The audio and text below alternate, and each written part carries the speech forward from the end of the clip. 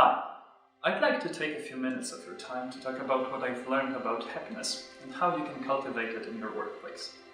To discuss such a broad concept, we have to start by defining happiness.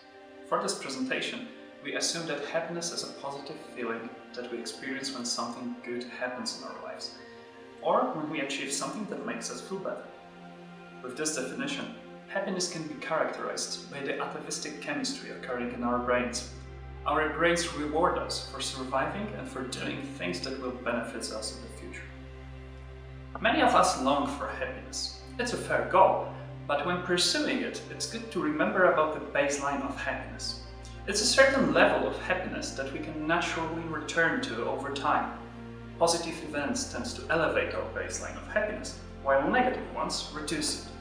If we aim to permanently increase the happiness level in our private and work lives, we should rather try to increase our baseline of happiness, not just increase the total amount of pleasurable experiences and stimulations. By creating adequate surroundings through altruism and cultivation of feeling of safety, we can accomplish more than just by repeatedly providing ourselves new experiences. Sounds complicated?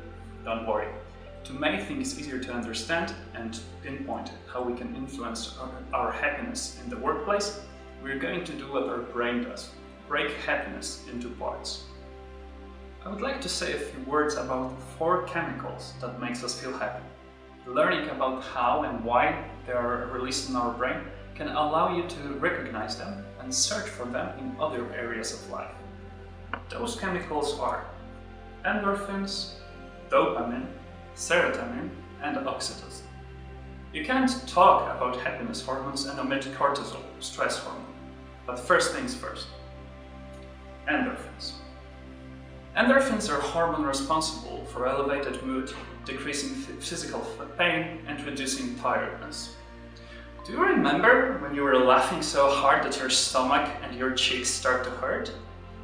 And what if I tell you that they were hurting you even sooner, but your body produced endorphins that numbed your pain?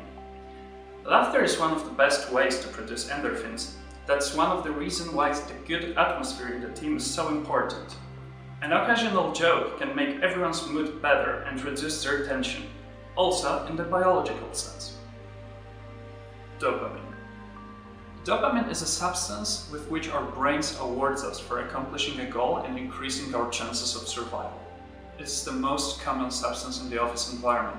Accomplish a goal, get a bonus. Accomplish more goals, get more bonuses. With its popularity in the modern world, we need to remember that for the dopamine to work, goals that we are setting for ourselves to achieve need to be concrete and countable. Be better at Excel alone doesn't do the job.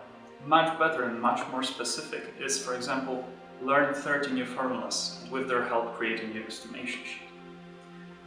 Dopamine, although effective, provides only short-term happiness boost. No one is truly happy about the work goals they accomplished 5 years ago. That's why constantly putting ourselves in front of new goals and steps is important. You can also train your brain to like the learning process itself, especially when it comes to difficult subjects or new abilities, or putting ourselves in difficult situations outside of our comfort zone. If you want to have more dopamine at work, or if you want to start liking the learning process itself, write down your goals, accomplish them, and reward yourself for doing this. It is worth to remember that endorphins and dopamines are short-term and selfish substances. To create them, we don't need other people, and we're perfectly capable of making certain of this for ourselves. In the work environment, however, other people are important, and only by working with them, we're able to permanently increase our baseline of happiness. When it comes to chemical substances that are particularly important when it comes to groups of people, we need to talk about serotonin and oxytocin. Serotonin. Serotonin is a hormone of leadership and status, the substance of social standing. In the natural environment, it helps us build and protect our position in our tribe. But how can it be of use in corporate and office scenarios? Thankfully, serotonin can be shared. Otherwise, we would be forced to work for people who are more happy than us, and we would hate them for it. I couldn't have done this without you. Thanks, tremendous work was done today, everyone. Only because of you, we did this well in this quarter. and it was a tough one for everyone in the industry. Thank you for helping me with this problem. I couldn't fix this by myself for ages. It all makes that we don't need to be on top of the food chain to produce serotonin. However, we need to be acknowledged and appreciated every day, not only during the big celebrations. Oxytocin. Oxytocin is a hormone of attachment and love, a feeling of safety and trust. It's everyone's favorite hormone, even if they don't know about this yet. In the past, its production determined whether we are feeling good and safe in our tribe, and whether we can work towards a common goal. It is especially important and hard to produce in an office environment. Most ways of one-time boosts of oxytocin are unavailable at the workplace. However, it is possible to create an atmosphere of safety and mutual respect at work, which would lead to a sense of well-being, ultimately improving the baseline of happiness and causing employees to come to work with joy. We cannot talk about chemicals of happiness and not mention cortisol. Cortisol is a substance of survival, the hormone of stress.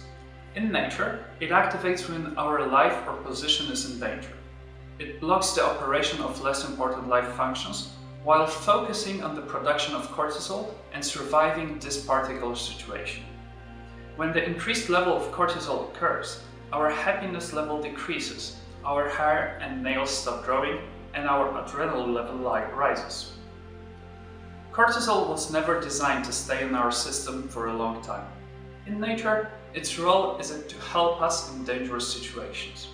However, in the office world, stressful situations are more popular than the attack of a wild animal, so we tend to be more at edge. If an employee are stressed, they cannot work efficiently.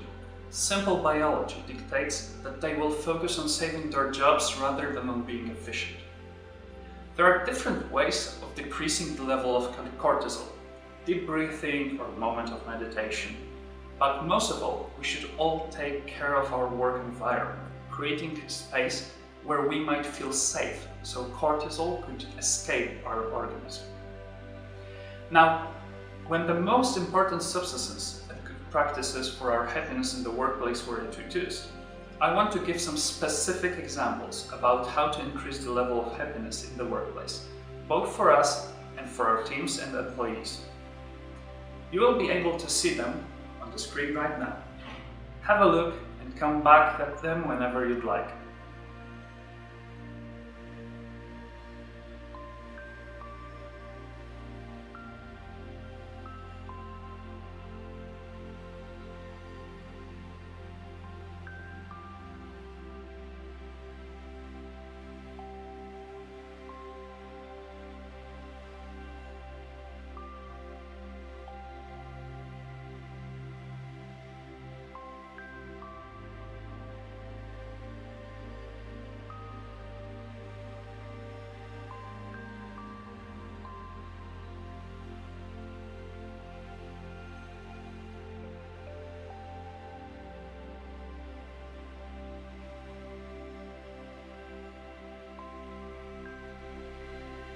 That's all from my side for the day. Thanks for listening, and I hope that the knowledge that you gained today would be beneficial to you and maybe even inspire you to take a look into the topic on your own.